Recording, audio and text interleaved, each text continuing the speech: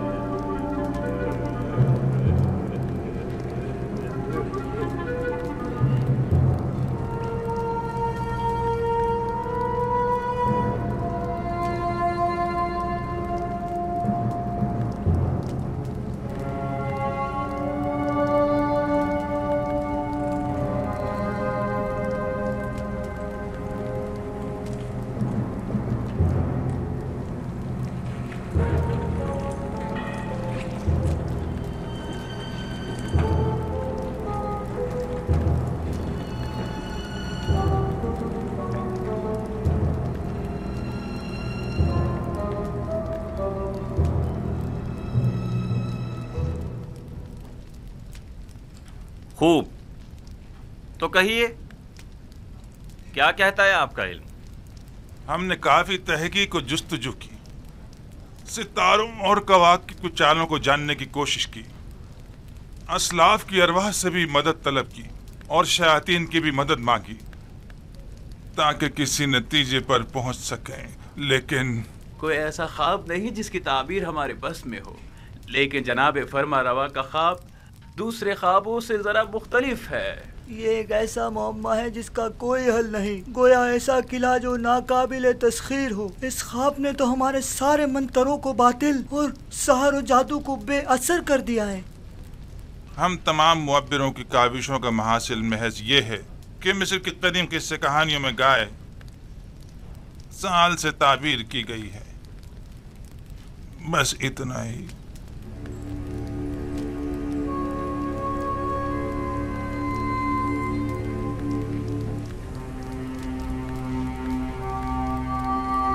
سال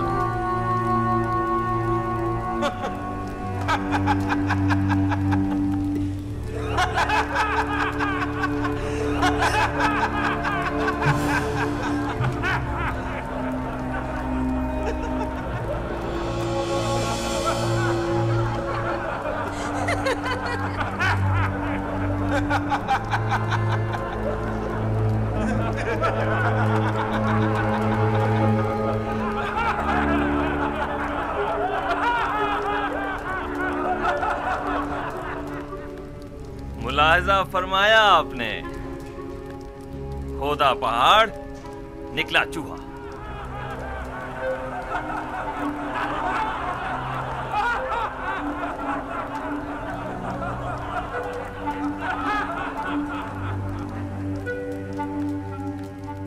تعبیر خواب یعنی یہ ہے، گائے یعنی سال.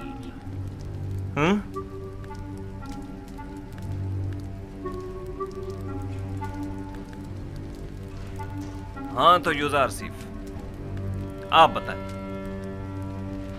آپ کی تعبیر کیا کہتی ہے؟ تعبیر نہیں عالی جناب، میں آپ کے خواب کی تعویل پیش کروں گا. تعبیر اور تعویل میں کیا فرق ہوتا ہے؟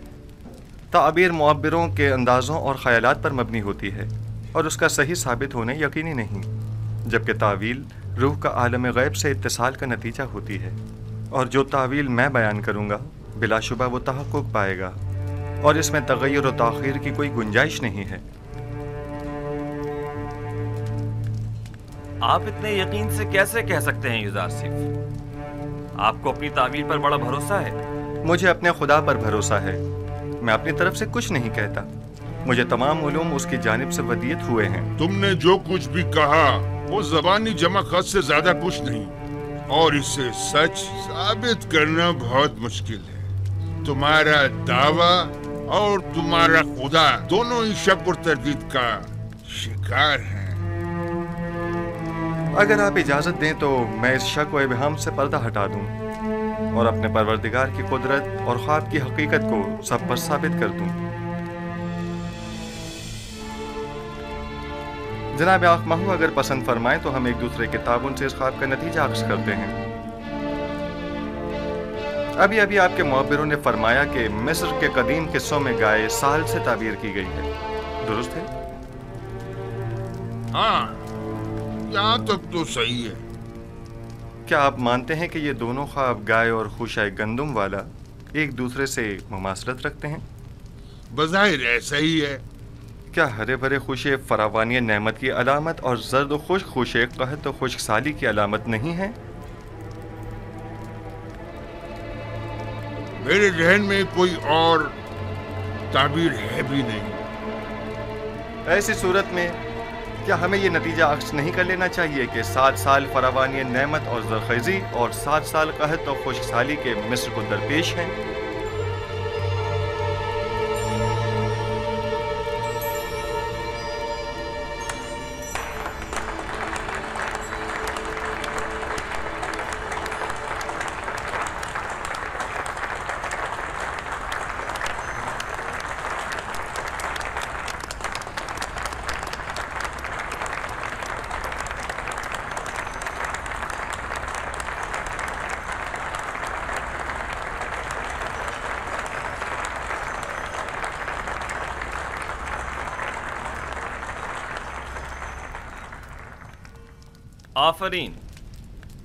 آفرین یوزار سیف، یہی میرے خواب کی بہترین اور نزدیک ترین تعبیر ہے. یہ بالکل درست تعبیر ہے. میں جوان یوزار سیف کی تائید کرتا ہوں.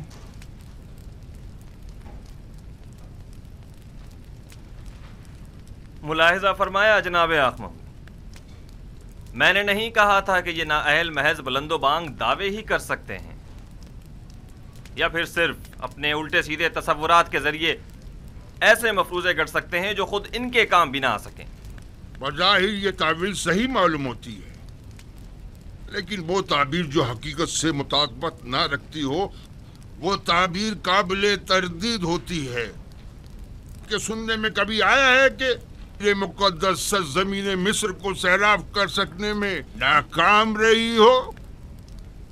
یہ تعبیر مصر کے جنوب میں واقع سرزمین سیاب کے لیے مناسب ہے، نہ کہ اس سرزمین کے لیے جس کے دامن میں نیل جیسا مقدس دریا موجود ہو. لیکن ہم نے اپنے اسلاف سے سنا ہے کہ نیل اب تک چند بار بالکل خشک ہو چکا ہے، یہاں تک کہ پرندوں اور جانوروں کا سیراب ہونا بھی محال تھا.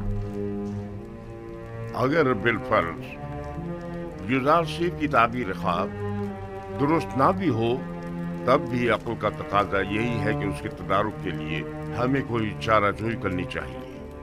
اس تعبیر کے مطابق تو مستقبل قریب میں مصر کو ایک عظیم خطرہ درپیش ہے. اس مشکل کا حل کیا ہے؟ اس کا واحد حل یہ ہے کہ فراوانی کے 7 سالوں میں خوب کاشتکاری کریں اور ذخیرہ کر لیں، اور قحط کے 7 سالوں میں اسے مصرف میں لائیں اور لوگوں کو ہلاکت سے نجات دیں۔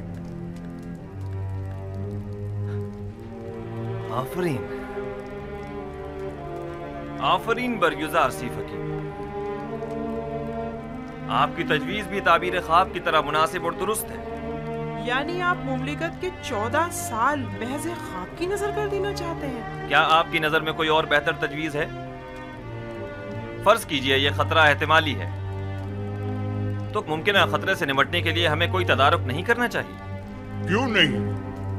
لیکن یہ بات یاد رکھیں، کسی بھی ملک کے 14 سال اس سے کئی زیادہ قیمتی ہیں کہ انہیں محض ایک تعویل خواب کی بین چڑھا دیا جائے اور مملکت کا کل سرمایہ ایک ممکنہ خطرے سے نمٹنے میں صرف کر دیا جائے۔ عقل کا تقاضا تو یہ ہے کہ احتیاط کا راستہ اختیار کریں۔ بالفرض یہ سچ ثابت ہو گیا اور کوئی تدارک بھی نہ کیا ہوا تو قحط کا سامنا کیسے کریں گے؟ یہ تو ہماری خوش قسمتی ہے جو ہم قبل وقت آگاہ ہو گئے۔ اب جب کہ ہم راہ حل بھی جان چکے ہیں تو اب اس عظیم خطرے کا مقابلہ آسان ہے۔ ہم تو جناب یوزار سیف کے سپاس گزار ہیں، انہوں نے ہمیں خطرے سے آگاہ کیا۔ ہم یوزار سیف کے خدا کے بھی شکر گزار ہیں، کیونکہ وہ دوسرے خداؤں کے پیروکاروں کی بھی مدد کرتا ہے۔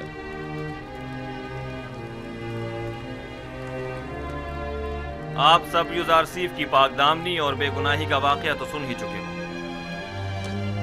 اور آج ان کے علم و حکمت اور فہم و فراست کا مشاہدہ بھی کر دیا۔ آپ نے یہ بھی ملاحظہ فرمایا کہ وہ علم تعویل خواب میں تمام مصری معبروں میں ممتاز ہیں۔ آج سے ہم انہیں اپنا امین قرار دیتے ہیں۔ آج سے یوزار سیف ہمارے نزدیک مخصوص مقام و منزلت اور وسیع اختیارات کے حامل ہوں گے۔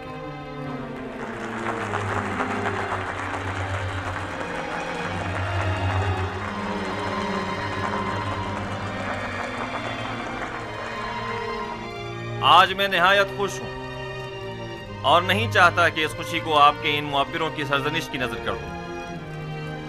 آج مصر کے خداؤں، کاہنوں اور معبروں کی کمزوری اور بے بسی سب پر آشکار ہو گئی، اور آپ نے دیکھا کہ خدائے آمون سے بڑھتر بھی کوئی خدا ہے۔ اس سے پہلے کہ میرے غیظ و غضب کی بجلی ان معبروں پر گرے، انہیں یہاں سے لے جاؤ۔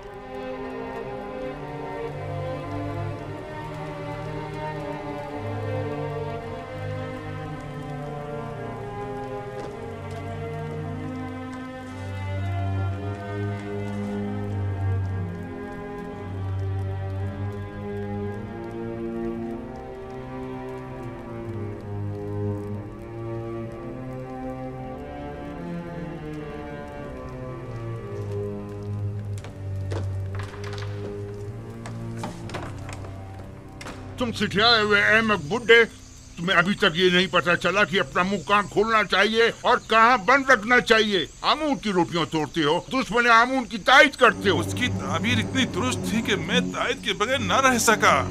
احمق، تم سے کس نے تائید مانگی تھی؟ دوسروں کی طرح خاموش نہیں رہ سکتے تھے، کیوں دشمن کی حمایت کی؟ اب کس طرح لوگوں کو اپنا منہ دکھائے گا؟ جواب دو، بولو، بولتے کیوں نہیں؟ اسے چھوڑ دیجئے علی جناب، یہ مر جائے گا۔ اسے لے جاؤ، اسے چھوڑ دیجئے۔ فادی امون، جی علی جناب۔ اسے لے جاؤ۔ علی جناب، میں غدار نہیں ہوں۔ علی جناب، مجھے بخش دیجئے۔ علی جناب، مجھ پر رحم فرمائیے، مجھے بخش دیجئے۔ علی جناب، رحم فرمائیے۔ علی جناب، آج تک معبد اور اس کے خادمین کو ایسی رسوائی کا سامنا نہیں کرنا پڑا۔ بے شک اس شکست کی خبر جلدی پورے مصر میں پھیل جائے گی اور لوگ یہی کہیں گے کہ عبرانی یوزار سیف کا خدا یگانہ، ایک صحرا نشین چروائے کا خدا، خدائے آمون بزرگ پر غالب آ گیا، اور کہیں گے کہ جوان اور نا تجربہ کار یوزار سیف تعبیر خواب میں مصر کے سندھ رسیدہ معبروں پر سبقت لے گیا۔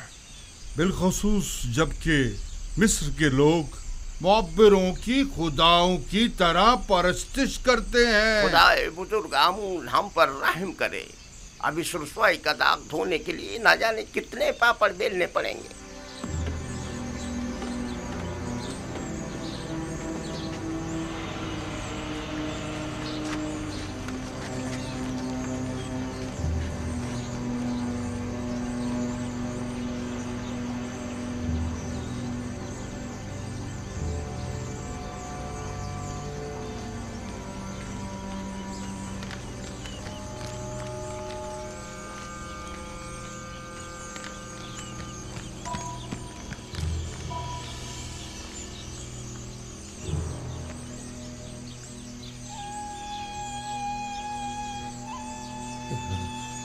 معاف کیجیے گا، آپ قصر کے خادمین میں سے ہیں؟ کیوں، کیا بات ہے؟ یوسف، معاف کیجیے گا، آپ یزار سیف کو جانتے ہیں؟ ان سے کیا کام ہے؟ کیا اس وقت وہ قصر میں ہیں؟ ہو سکتا ہے، میں ان کے دوستوں میں سے ہوں۔ تم اور یزار سیف کے دوستوں میں سے؟ مالک ابن زار، یزار سیف سے کہنا کہ مالک 20 سال سے آپ کی تلاش میں سرگرداں ہے۔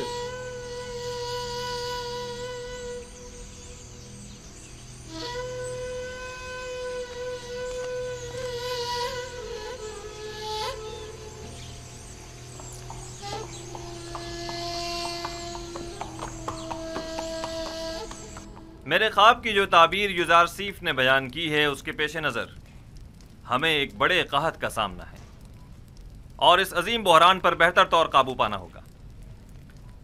چنانچہ ان امور کی باغ ڈور ہمیں ایک ایسے شخص کے سپرد کرنا ہوگی جو امین اور صالح بھی ہو اور مدیر و مدبر بھی۔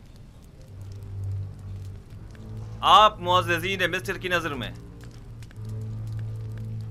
کیا کوئی ان صفات کا حامل شخص ہے؟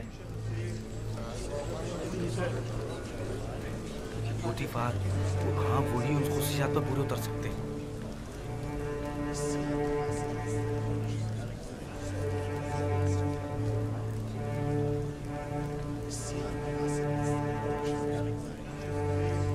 عالی جناب، پوٹیفار ہی ہیں جو اس بحران پر بطور احسن قابو پا سکتے ہیں۔ پوٹیفار بستر بیماری پر ہے اور وہ اتنی بڑی ذمہ داری سے عہدہ برا ہونے کی سکت نہیں رکھتے۔ عالی جناب، قصر کے محافظین کے حاکم اعلیٰ جناب ہورم ہوپ، کیا یہ زیادہ مناسب نہیں؟ ہورم ہوپ نہایت باصلاحیت ہیں، لیکن وہ لشکریوں کی سپہ سالاری کے لیے زیادہ مناسب ہیں، نہ کہ امور زراعت کی ذمہ داری کے لیے۔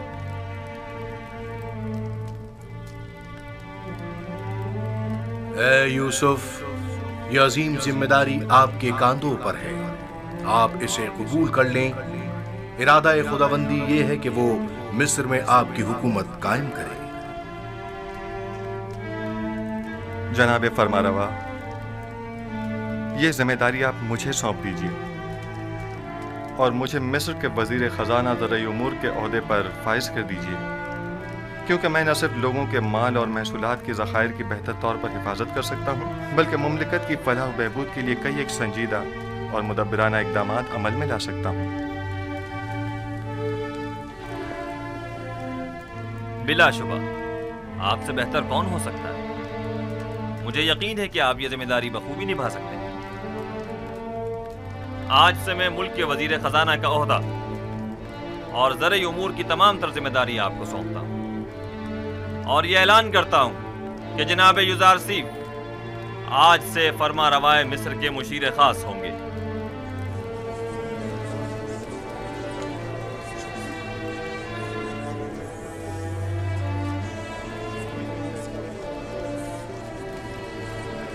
اگرچہ وہ ذہین جوان ہے، لیکن ہے تو اجنبی۔ تمہارا کیا خیال ہے، یہ اس عظیم ذمہ داری کو بخوبی سنبھال سکے گا؟ پتہ نہیں۔ کیا واقعی اس کا خدا ہمارے خداؤں سے بہتر و برتر ہے؟ क्या तुमने देखा नहीं आखमाहू और मुअब्बरान किस तरह मगलूब हो गए और उससे शिकस्त खा ली। बहरहाल मिस्र के अशराफ ज़ादों के लिए एक बेगाने का इंतखाब बाइस नंगोआर है और कुछ भी नहीं। आप मुअज़्ज़िज़ीन व अकाबिरीन मिस्र जानते हैं कि मुअब्बिरान अहले मिस्र के नज़दीक कितनी क़द्र व मंज़िलत रखते हैं और हर कोई इस मकाम तक नहीं पहुँचता, जबकि जनाब युज़ारसीफ एक ऐसे मुअब्बिर हैं कि जिनका सानी पूरे मिस्र में कोई नहीं। लिहाजा मैं चाहता हूँ कि इनके एजाज़ में मरासिम ज़र्री का इनेकाद किया जाए। क्या जनाब युज़ारसीफ हमसे कोई ख्वाहिश नहीं रखते? हमें जनाब युज़ारसीफ की हर ख्वाहिश कबूल है। आज फरमा रवा ने बंदा नाचीज़ पर बहुत सी इनायात की हैं। मेरी सिर्फ इतनी ख्वाहिश है कि वो इन इनायात को मज़ीद कामिल कर दें। हमें जनाब युज़ारसीफ की हर ख्वाहिश कबूल है। मेरी सिर्फ दो ख्वाहिशात हैं। पहली ये कि उन क़ैद ख़वातीन को छोड़ दिया जाए,